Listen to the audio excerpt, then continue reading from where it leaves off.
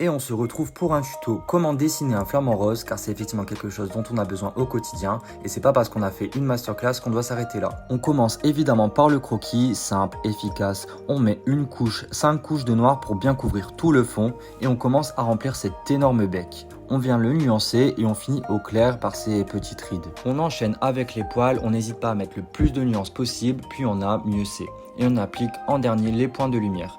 Même traitement pour le cou qui est la partie la plus osef, on commence à détailler des brides de plumes.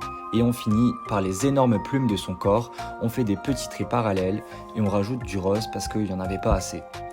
On fait effectivement les poils un par un, c'est vrai qu'il faut un peu de patience, mais hormis ça c'est vraiment quelque chose d'accessible à tous. J'ai terminé par l'œil, je me suis fait un petit kiff, un peu de vert, de rouge et de jaune et j'éclaircis l'intérieur de l'iris.